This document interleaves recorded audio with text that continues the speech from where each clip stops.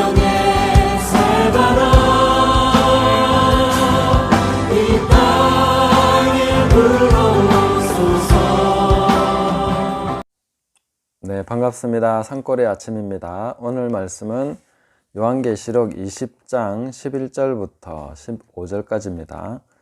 또 내가 크고 흰 보좌와 그 위에 앉으신 이를 보니 땅과 하늘이 그 앞에서 피하여 간데 없더라.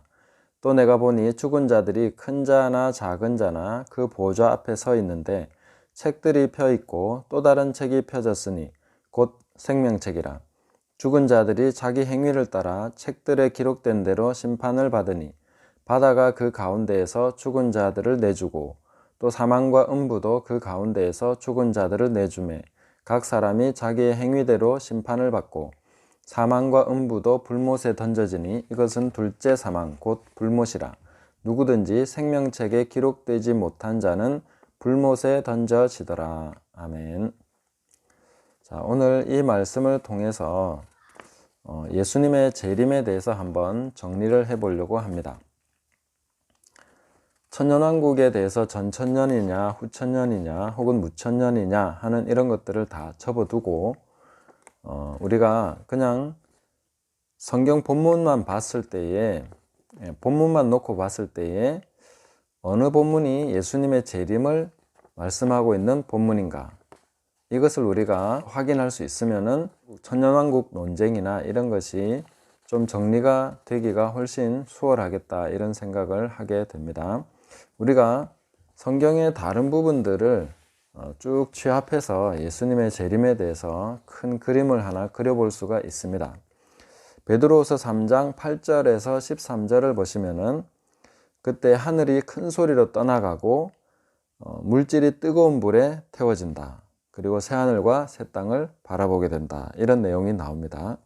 그리고 데살로니가 전서 4장 13절에서 17절을 보시면 이 자는 자가 먼저 일어나게 되고 그 다음에 이 살아남은 자들도 몸이 변화가 돼서 구름 속으로 끌어올려진다, 이렇게 말씀하고 있습니다. 그런데 데살로니가 전서는 재림에 대해서 정확하게 얘기해 주기 위한 본문이라기보다는 이 본문의 의도는 죽은 자에 대한 소망을 말씀해 주는 부분이기 때문에 전체적으로 재림의 그림을 보여주기보다는 죽은 자가 먼저 살아나게 된다 하는 이 부분에 포인트가 있다, 이렇게 보시면 되겠습니다. 그 다음에 고린도전서 15장 51절에서 54절을 보시면 여기서도 마지막 나팔에 순식간에 호련히 변화된다, 이렇게 말씀하고 있죠. 그리고 죽은 자들이 썩지 아니할 것으로 다시 몸을 입게 될 것이고 또 이 사망 자체도 심판을 받게 된다, 이 부분에 대해서 얘기해 주고 있습니다. 그리고 마태복음 24장 25장에서 예수님이 말씀하신 마지막 때의 심판에 관한 이런 부분에서 우리가 영원한 심판을 분명하게 행하신다 하는 것에 대해서 말씀을 볼 수가 있습니다. 그리고 요한복음 5장 28절 29절 이런 부분에서 생명의 부활, 심판의 부활, 이런 부분을 볼 수가 있습니다. 많은 분들에 의해서 예수님의 재림이다 라고 말씀하고 있는 요한계시록 19장 11절부터 21절 이 부분은 여러 가지 부분에서 다른 성경 본문과 맞춰서 볼 때에 예수님의 재림이다 라고 하기에는 좀 무리가 상당히 있어 보입니다. 네, 하나하나 제가 반박하기보다는 제가 20장 11절부터 15절이 왜 이 본문에 더 부합한가 하는 것을 말씀을 드리려고 하는 것입니다. 그래서 재림에 관한 다른 본문들을 쭉 취합해서 20장과 함께 대조해 보면 이 본문이 과연 예수님의 재림에 관한 것인가 하는 것을 확인해 볼 수가 있지 않겠는가 하는 것입니다. 그래서 재림에 관해서 여러 가지 내용들을 취합해 보면 굉장히 중요한 몇 가지 포인트를 집어낼 수 있는데, 하나는 불심판이다. 불로 심판하게 된다는 것이죠. 노아 홍수 때는 물로 심판했지만 마지막 때는 불로서 심판하게 될 것이다 하는 것을 말씀해 주고 있고, 또 하나는 죽은 자가 먼저 일어나야 된다 하는 내용이 있습니다. 그래서 이건 순서가 정확하게 지칭되어 있습니다. 죽은 자가 먼저 살아나고 그 다음에 살아남아 있는 자들이 홀연히 변화된다 하는 그런 내용을 말씀해 주고 있죠. 그 다음에 하늘과 땅이 소멸돼 버리듯이 없어지고 새 하늘과 새 땅에 거하게 되는 것에 대해서 말씀해 주고 있죠. 그리고 벌을 내리는데 영생과 영벌로 그렇게 완전하게 나누어진다. 이런 부분들을 굉장히 중요한 특징으로 굵직하게 한번 잡아볼 수가 있겠습니다. 그런데 나팔 소리, 마지막 나팔에 홀연히 변화된다 하는 나팔 소리에 관한 부분은 사실 19장이나 20장이나 어디에도 본문에 나팔 소리가 났다는 내용은 없습니다. 그렇기 때문에 어떤 소리에 관한 부분을 볼 수 있는 부분이라면은 우리가 계시록 20장 9절에서 하늘에서 불이 내려와 이렇게 태워버리는데 이 불 심판이 임할 때에 베드로후서 3장을 참고해서 보면 하늘이 큰 소리로 떠나간다 했습니다. 굉장히 큰 소리에 의해서 떠나가게 되고 불에 타게 되는데 그것이 천사들의 활동과 맞물려서 굉장히 큰 나팔, 천사들의 어떤 활동을 지시하는 그런 소리가 분명히 있었을 것이다. 이렇게 볼 수가 있겠죠. 고령과 그런 천사들의 강력한 활동이 없이 이렇게 진행되지는 않겠죠. 그렇게 우리가 볼 수가 있겠습니다. 그리고 이 부분에서 분명히 불심판이 나오는 것을 볼 수 있죠. 그 다음에 죽은 자가 살아나는 내용들이 여기에 나오고 있습니다. 13절에 보시면 바다가 그 가운데서 죽은 자들을 내주고 또 사망과 음부도 그 가운데서 죽은 자들을 내주매. 예수님께서 사망과 음부의 열쇠를 가지고 계시니까 마지막 심판 때에 사망과 음부를 열어서 그들을 다 끄집어내시는 것이죠.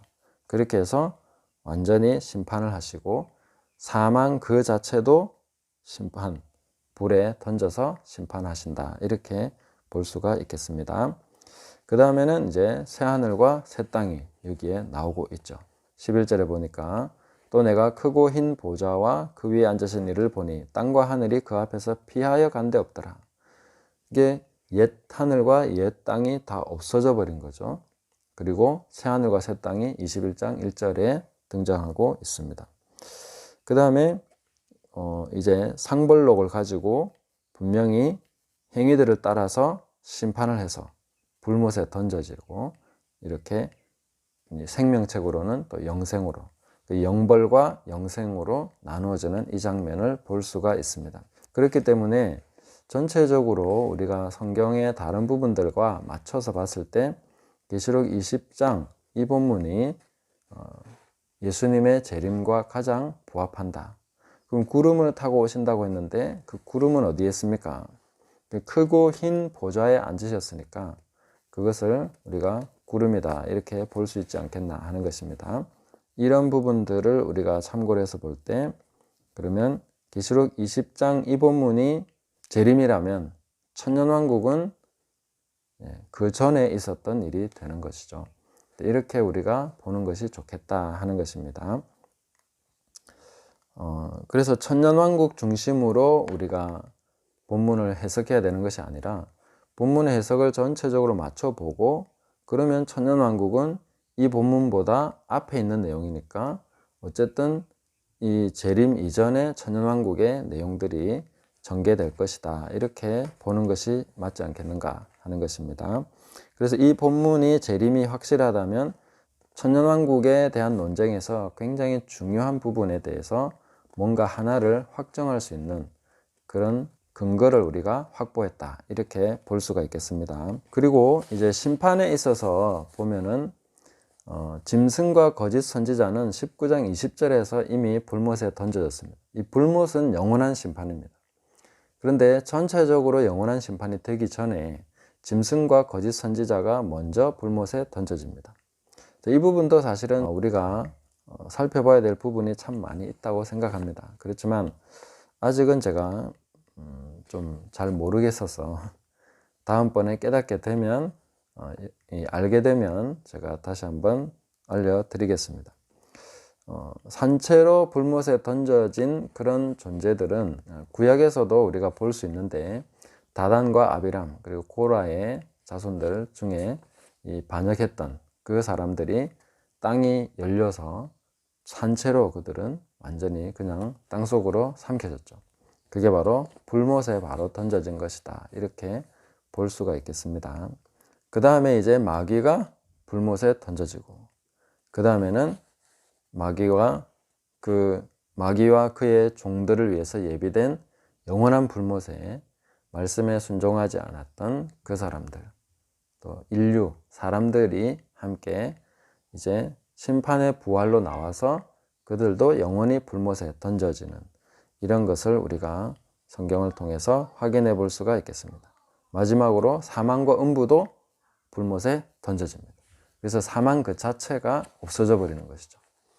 자, 이런 것이 이제 최종적인 역사의 마무리 단계다. 이렇게 볼 수가 있습니다. 그래서 우리는 이렇게 질문을 해야 되겠죠. 이 모든 것이 이렇게 이제 끝이 나게 될 것이다. 분명히 성경은 이런 부분에 대해서 애매하게 말씀하시지 않고 분명하게 말씀을 해주시고 있다. 그렇다면 우리는 어떻게 살아야 될 것인가? 이 부분에 대해서 우리가 질문을 하게 될 것이고, 또 그래서 우리는 베드로 사도가 했던 동일한 질문을 이렇게 할 수가 있겠습니다. 이 모든 것이 이렇게 풀어지리니 너희가 어떠한 사람이 되어야 마땅하냐? 거룩한 행실과 경건함으로 하나님의 날이 임하기를 바라보고 간절히 사모하라. 그날에 하늘이 불에 타서 풀어지고 물질이 뜨거운 불에 녹아지려니와 우리는 그의 약속대로 의가 있는 곳인 새하늘과 새 땅을 바라보도다. 그러므로 사랑하는 자들아, 너희가 이것을 바라보나니 주 앞에서 점도 없고 흠도 없이 평강 가운데서 나타나기를 힘쓰라. 이렇게 말씀하고 있습니다. 그래서 어떤 사람이 되어야 마땅하냐? 우리가 어떤 사람이 되어야 되겠냐는 거죠. 거룩한 행실과 경건함으로 하나님의 날이 임하기를 바라보고 간절히 사모하라. 이 하나님의 날이 임하는 것을 바라보고 사모하라고 말씀하고 있습니다. 마지막 때를 계속 사모해야 되는 것이죠. 이런 모든 것이 완벽하게 드러나게 되는 이러한 때를 사모하고 이러한 심판을 우리가 사모하면서 가야 되겠습니다. 그리고 오늘 내가 이 심판을 받을 자인 것처럼 살아야 되는 것이죠. 이 마지막 심판을 계속해서 우리는 바라보고 주 앞에서 점도 없고 흠도 없이 평강 가운데서 나타날 수 있도록, 우리가 그런 존재가 될 수 있도록 회개에 힘쓰고 더 경건한 삶에 힘쓰고 경건에 이르도록 우리 자신을 연단하고 계속 힘쓰면서 나가야 되겠다 하는 것입니다. 9절에 보시면 주의 약속은 어떤 이들이 더디다고 생각하는 것 같이 더딘 것이 아니라 오직 주께서는 너희를 대하여 오래 참으사 아무도 멸망하지 아니하고 다 회개하기에 이르기를 원하시느니라. 아멘. 자, 주님의 날이 계속해서 늦춰지고 있는 것은, 이 심판이 늦춰지는 것은 단 한 가지 이유 때문입니다. 그것은 한 사람이라도 더 회개하고 그 멸망치 않기를 원하시기 때문입니다. 아무도 멸망하지 않기를 원하시는 그 하나님의 마음 때문에 이 심판의 날이 계속해서 늦춰지고 있다 하는 것입니다. 그 하나님의 마음에 우리가 부합해야 되겠죠. 그래서 우리가 내 자신이 회개하기에 힘쓰고 계속 그 앞으로 나가고 그 다음에 회개치 않는 자들을 위해서 우리가 기도하고 그들을 위해서 하나님의 말씀을 전하는 이 일을 계속해야 되겠다 하는 것입니다. 아무도 멸망치 않기를 원하시는 그 아버지의 마음 때문에 지금도 주님의 재림은 늦춰지고 있습니다. 이 주님의 오래 참으심이 우리에게 구원이고 우리에게 소망이고 많은 그 사람들에게 은혜라는 것을 기억하셔야 되겠습니다. 오늘도 주님은 오래 참으심으로 우리에게 은혜를 베풀고 계십니다. 사랑으로서 오래 참고 계십니다. 그런 기간 동안에 우리가 더 경건한 회개에 힘쓰고 멸망하지 않도록 회개하고 주님 앞에 거룩하고 경건한 행실로서 살아갈 수 있기를 예수님의 이름으로 축복합니다. 감사합니다.